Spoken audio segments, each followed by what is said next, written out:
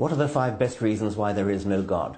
What are the 5 reasons why there are no fairies? The onus is not upon an atheist to say why there is not something. The onus is on a theist to say why there is.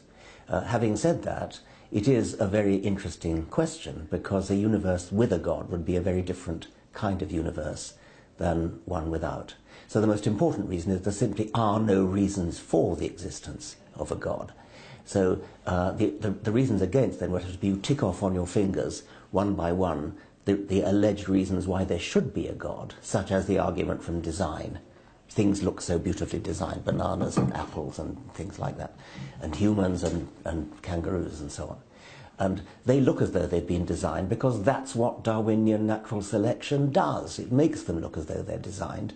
It produces a very good simulacrum of design. I think that's the most important reason against, that Darwin has exploded once and for all the argument from design. Other reasons that have been offered, for example, people claim to have a subjective experience, a personal experience of God. Well, we all know how easily people are fooled. We all know how easily people hallucinate, how easily they imagine, how easily they dream. So that's an extremely poor argument in favour of the existence of a God.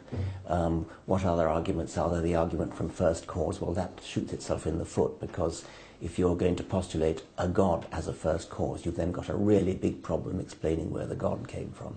The whole point of the Darwinian enterprise is that it explains how you can get complexity and the illusion of design from primordial simplicity. So the argument from first cause shoots itself in the foot.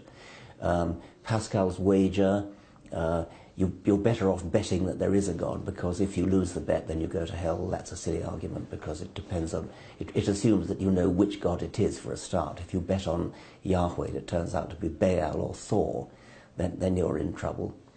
What else? In any case, even if it was Yahweh, you might well say that Yahweh would rather have somebody honest who thinks for himself rather than somebody who slavishly pretends to believe something. So there are no good arguments in favour of a God, and that's all one needs to say.